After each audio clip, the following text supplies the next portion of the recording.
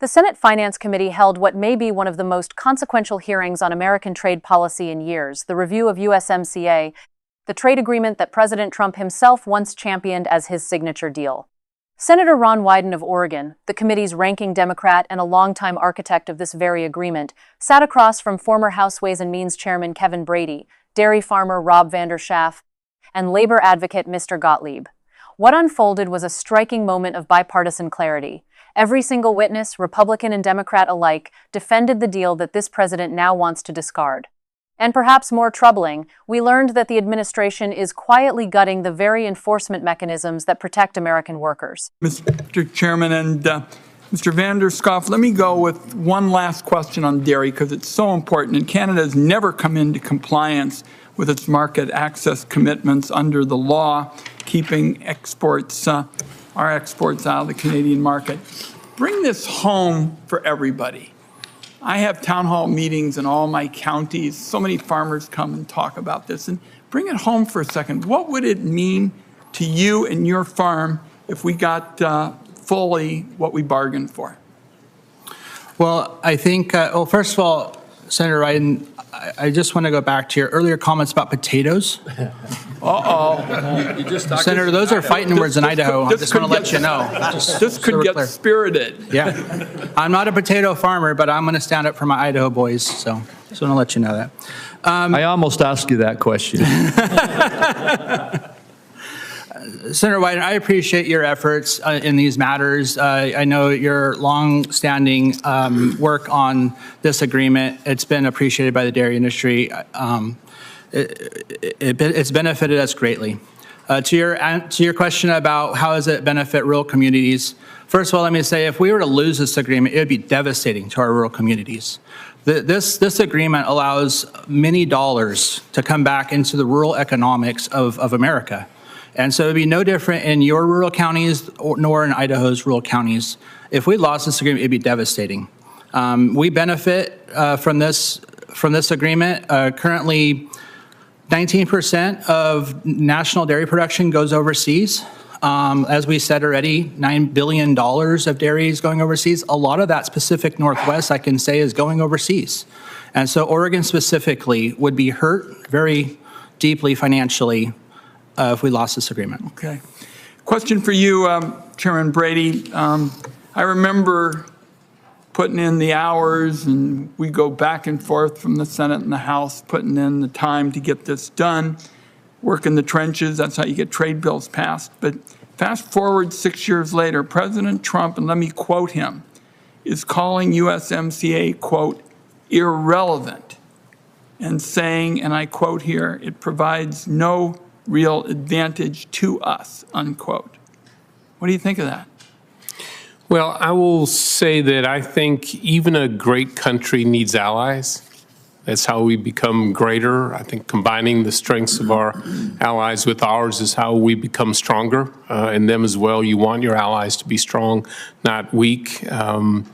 This agreement is a partnership with two very strong allies that have made America stronger, certainly in jobs, clearly in investment that has driven our economies in such a powerful way. As a result of this agreement, in our partnership with Canada and Mexico, we've weathered global recessions better than any other region. Certainly now we're seeing companies moving back, reshoring, both the U.S. and in our trading partners. And I look at, for example, countries like Canada. We have a manufacturing surplus with Canada. We have a services surplus with Canada. But for their willingness to sell us the energy, the critical minerals, the uranium for our nuclear facilities, all of those resources, we would have a goods surplus with them as well. They are, along with Mexico, our largest investor. And certainly for all our states and local economies looking to sell made in America products, Canada and Mexico together, they are our biggest customers by far. So I think the president, as you know, has a negotiating style that's not for the faint of heart.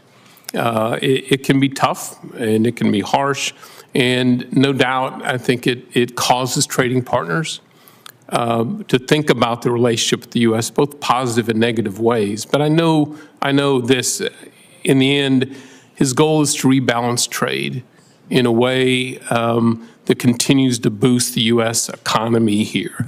My view is that Canada and Mexico, as those trading partners, have proven to help us compete and win here and around the world. Okay, thank you. Question for you, Mr. Gottwald. We work together with Sherrod Brown and folks who really understand across the country what this issue means to working people on really tough enforcement. And I want to make sure we lock in again on tough enforcement. One of the areas I'm concerned about, particularly because there's so much interest in this, it looks like the Trump administration is cutting the programs that monitor labor rights in Mexico. Is that your assessment of what's going on? And what do we need to do to ensure that we build on rapid response and we go even further? Thank you, thank you, Senator. Yes, the cuts that the Labor Secretary made are really puzzling. She cut all the grant funding that supports independent trade unions in Mexico, that supports the government of Mexico's efforts to modernize their labor enforcement machinery. And that was very puzzling. I think it really took us backwards. It is essential, I want to say, on supporting independent unions in Mexico. Why is that important? It's critical because the unions are the folks with the eyes and ears in the factories in Mexico. They know exactly what's happening there, whether Mexico's playing by the rules, whether employers honoring the agreement's commitments. And we've seen that the best RRM cases, the rapid response mechanism cases, are coming from independent unions in Mexico. Totally agree that it's very puzzling, and I think Congress needs to push back on this. Thank you. A Republican former chairman, a dairy farmer from Deep Red, Idaho, and a labor advocate all sat at the same table and said the same thing. USMCA works. It protects American jobs. It strengthens our alliances. And it brings billions of dollars back into the rural communities that, let's be honest, voted overwhelmingly for Donald Trump. And yet the president himself has called this agreement irrelevant, a deal he once paraded as proof of his deal-making genius. A deal he told the American people would replace what he called the worst trade deal in history. Now, apparently, his own replacement is worthless too. Former Chairman Kevin Brady, a Republican, a free trade conservative, a man who spent decades championing American competitiveness, sat before that committee and made an argument that should alarm every American who cares about our standing in the world. He said, and I'm paraphrasing, "Even a great country needs allies. That's how we become greater." This was not a Democratic talking point.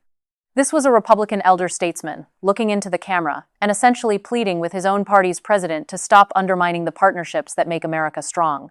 He reminded us that the United States runs a manufacturing surplus with Canada, a services surplus with Canada. That Canada and Mexico are not our adversaries. They are our largest investors, our biggest customers, and our most reliable partners in a world that is becoming more dangerous and more competitive by the day. Canada supplies the uranium that powers our nuclear facilities, the critical minerals that fuel our technology sector, the energy that keeps our lights on. These are not abstract economic statistics. This is national security. And then there was Mr. Van der Schaaf, a dairy farmer, not a politician, not a lobbyist, a man who wakes up before dawn and works the land. He told Senator Wyden, plainly and without pretense, that 19% of America's dairy production goes overseas, $9 billion. And that if this agreement were to collapse, it would be, in his words, devastating to rural communities. But perhaps the most troubling moment of today's hearing, and the one that deserves far more attention than it will likely receive, came from Mr. Gottlieb. Because while the headlines will focus on Trump's irrelevant comment and the bipartisan defense of USMCA, the real story may be what's happening quietly, behind the scenes. The Trump administration has cut grant funding that supports independent trade unions in Mexico. Mr.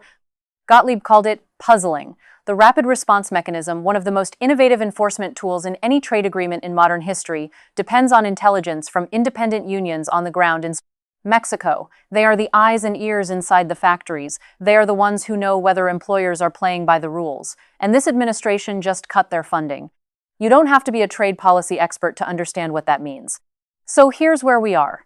A president who built his political brand on trade is now actively sabotaging the most significant trade agreement his own administration produced. A bipartisan coalition of witnesses, farmers, former lawmakers, labor advocates are sounding the alarm. And the enforcement mechanisms that were supposed to be the crown jewel of this deal are being hollowed out from within. This is not a partisan observation. This is a factual accounting of what was said, under oath, in the United States Senate today.